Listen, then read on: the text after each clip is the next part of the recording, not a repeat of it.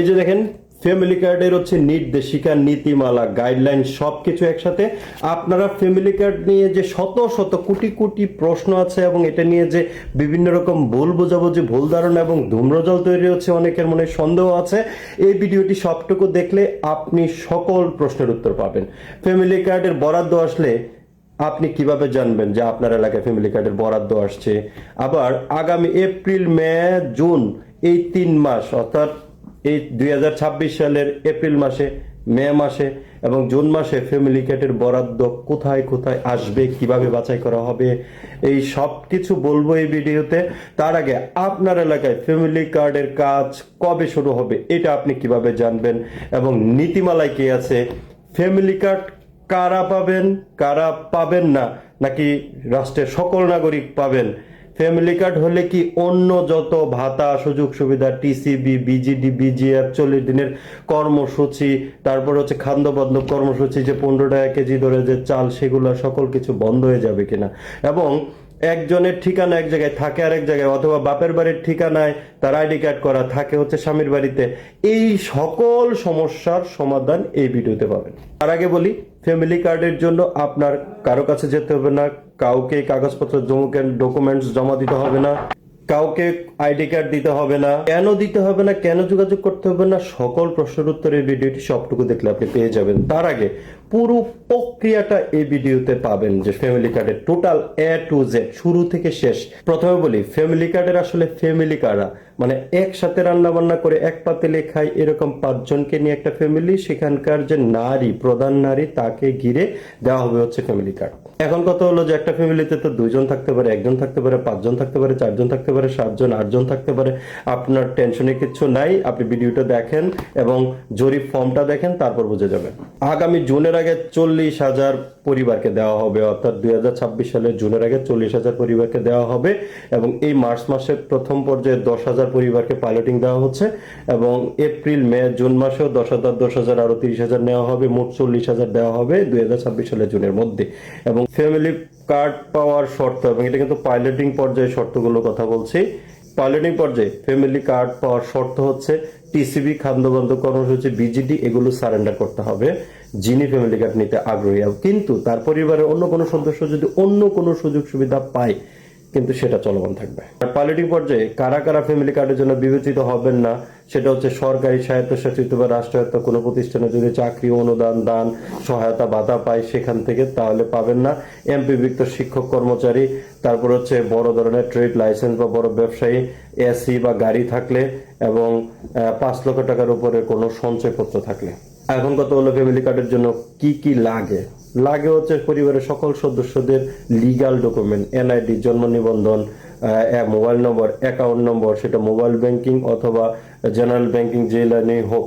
এবং ফ্যামিলি কার্ডের টাকা কিন্তু এটিএম বুথ থেকেও তোলা যাবে। এই ফ্যামিলি কার্ড দিয়ে এটিএম বুথে আপনি পোস্ট করেও টাকা তুলতে পারবেন। এই ফ্যামিলি কার্ড সকল সেবাকে সমন্বয় করবে, যেমন ধরেন ভাতা, উপবৃত্তি, তারপরে অন্যান্য দান, অনুদান, নগদ, সরকারের যত সহায়তা আছে, এটাকে এপিআই করে একটা ওটিপি ব্যবহার করে এক সিস্টেমে এক কার্ডে আনা যাবে, সেই চেষ্টাও করা হচ্ছে এবং সেটাই হবে।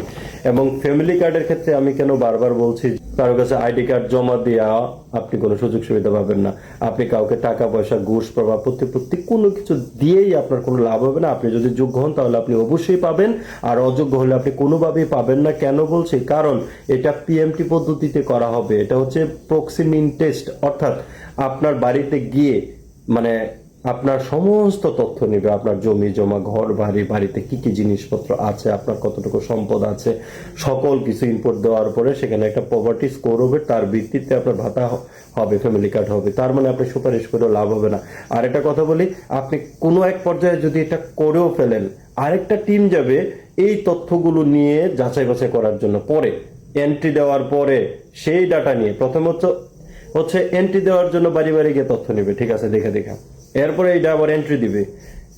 মনে রাখবেন, এন্ট্রি কিন্তু যে কেউ দিতে পারে না, শুধু সংশ্লিষ্ট কার্যালয় যাকে দিতে চায় তা সে দিতে পারবে, আর কেউ এন্ট্রি দিতে পারবে না।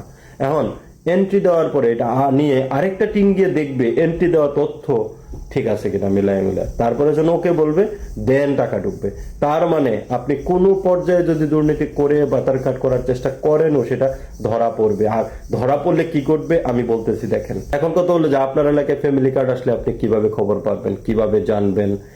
পরিষ্কার ভাষা হচ্ছে, আপনার এলাকায় ফ্যামিলি কার্ড আসলে এখানে বিভিন্নভাবে গ্যাজেট হবে, চিঠিপত্র পত্রিকা ফেসবুকে জানবেন, মাইকিং হবে এবং 2-3 দিন ধরে মাইকিং করে বলা হবে যে কবে লোকজন এসে জরিপ করবে এবং সেই মাইকিং এ বলার পরে কি কি ডকুমেন্টস আপনার প্রস্তুত রাখতে হবে সেটা বলবে।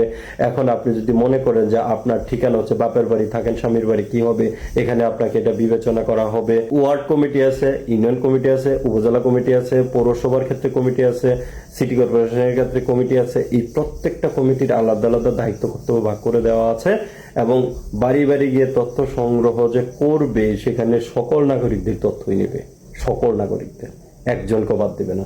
এবং টার্গেট হচ্ছে পাইলটিং পর্যায়ে যেটা আছে সেটা তো পরীক্ষামূলক, হয়তো পরবর্তীতে সরকার এটাকে স্থায়ী রূপ দিবে নীতিমালার রূপে বা আইন রূপে। দেখেন প্রাথমিক পর্যায়ে কোন 14টি ওয়ার্ডকে সিলেক্ট করা হয়েছে, কেন সিলেক্ট করা হয়েছে আপনারা কিন্তু এই পেজে দেখেছেন। এখন কথা হলো যে আপনার ফ্যামিলি কার্ড নিয়ে যদি কোনো অভিযোগ থাকে, অভিযোগ তো থাকবেই, উপযুক্ত ব্যক্তিকে যদি বাদ দেয়, অনুপযুক্ত ব্যক্তি, ধনী ব্যক্তি যদি এটার সুযোগ পায়, অনেক অভিযোগ থাকতে পারে। আপনি 109 কে কল দিয়ে জানাতে পারবেন, 333 কল দিয়ে জানাতে পারবেন, সমাজসেবা অধিদপ্তরের ওয়েবসাইটে ঢুকে আপনি অভিযোগ করতে পারবেন, অফিসেও সমাজসেবা কার্যালয়ে লিখিত অভিযোগ করতে পারবেন, অনলাইনে অভিযোগ করতে পারবেন এবং অভিযোগ করা 15 দিনের মধ্যে রেজাল্টও পাবেন। অনিয়ম, দুর্নীতি, ঘুষ, যোগ্য ব্যক্তি বাদ পড়া, অযোগ্য ব্যক্তি যদি ফ্যামিলি কার্ডের অন্তর্ভুক্ত হয় আপনি অভিযোগ করতে পারেন। এখন পরিশেষে আমার বক্তব্য হচ্ছে যে ফ্যামিলি কার্ড কি সবাই পাবে? ফ্যামিলি কার্ডের লক্ষ্য হচ্ছে সরকার সকল নাগরিকের আওতায় নিয়ে আসবে এবং যোগ্য ব্যক্তি, এখানে যোগ্য ব্যক্তি বলতে আমি যেটা বোঝাচ্ছি শুধুই কমন সেন্স থেকে বলছি, মানে এতদিন পরে জেনে যেটা জেনেছি সেটা হচ্ছে, আচ্ছা বলেন তো একজন মানুষের একটা গাড়ি আছে তার কি আসলে ফ্যামিলি কার্ড পাওয়া উচিত? একজন মানুষ পেনশন পাচ্ছে তার কি আসলে ফ্যামিলি কার্ড পাওয়া উচিত? একজন মানুষ বিশাল ধনাঢ্য ব্যক্তি, লাখ লাখ কোটি কোটি টাকার ব্যবসা, তার পরিবারে কি আসলে ফ্যামিলি কার্ড পাওয়া উচিত? পেনশন পাচ্ছে, অন্যান্য দান অনুদান পাচ্ছে, অথবা 20,000 22,000 টাকা এরকম সুযোগ সুবিধা পাচ্ছে, অথবা দেখা গেছে যে তার অডেল সম্পত্তি অথবা তার বিশাল সঞ্চয়পত্র বিনিয়োগ করা আছে, সেখান থেকে ব্যাংক থেকে টাকা তুলে খাচ্ছে। মানে সোজা কথা হলো যাদেরকে বাদ দিবে সমাজে 10 জন বলবে যে এই লোক বাদ পড়ার মতো, ওরকম। আর যে পাওয়ার যোগ্য, কোথাও যেতে হবে না, কারো কাছে যেতে হবে না, কোথাও কোনো দৌড়াদৌড়ি করতে হবে না, তাদের হতাশারও কোনো কারণ নেই, তার ফ্যামিলি কার্ড হওয়ার সম্ভাবনা অনেক অনেক বেশি, আর কোথাও গিয়েও কোনো লাভ হবে না।